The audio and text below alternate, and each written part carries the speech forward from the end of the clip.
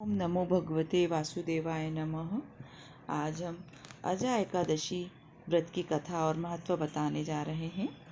एक समय कुंती पुत्र युधिष्ठिर कहने लगे, हे जनार्दन, भाद्र कृष्ण एकादशी का क्या नाम है तथा इसकी विधि और महत्व क्या है। भगवान श्री कृष्ण कहने लगे, सब प्रकार के समस्त पापों को नाश करने वाली इस एकादशी का नाम अजा एकादशी है। इस व्रत को करने से मनुष्य सब पापों से मुक्त हो जाता है।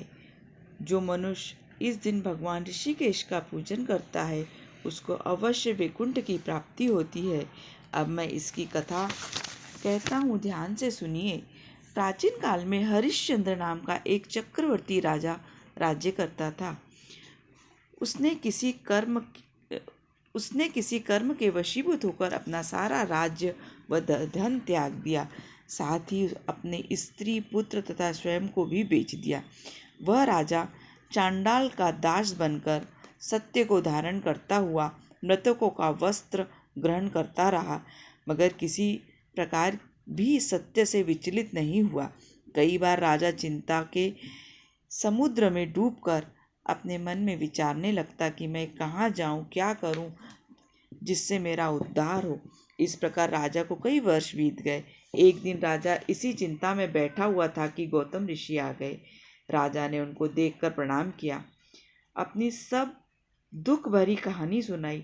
राजा की यह बात सुनकर गौतम ऋषि कहने लगे, राजन, तुम्हारे भाग्य में आज से 7 रोज बाद भाद्रपद कृष्ण पक्ष की अजा नाम की एकादशी आएगी। तुम विधि पूर्वक उसका व्रत करो। इस व्रत के पुण्य के प्रभाव से तुम्हारे समस्त पाप नष्ट हो जाएंगे। इस प्रकार राजा से कहकर गौतम ऋषि तो उसी समय अंतर्धान हो गए और राजा उनके कथनानुसार एकादशी आने पर विधि पूर्वक व्रत व जागरण किया। इस व्रत के प्रभाव से राजा के समस्त पाप नष्ट हो गए। स्वर्ग में बाजे बजने लगे, पुष्पों की वर्षा होने लगी। उसने अपने मृतक पुत्र को जीवित और अपनी स्त्री को वस्त्र तथा आभूषणों से युक्त देखा। इस व्रत के प्रभाव से उसको पुनः राज्य मिल गया और अंत समय में अपने परिवार सहित स्वर्ग को गया। वे राजन, यह सब अजा एकादशी के प्रभाव से हुआ है। अंत में जो मनुष्य यत्न के साथ विधि पूर्वक इस व्रत को करते हुए रात्रि जागरण करते हैं, उनके समस्त पाप नष्ट होकर अंत में वे स्वर्ग लोक को प्राप्त होते हैं।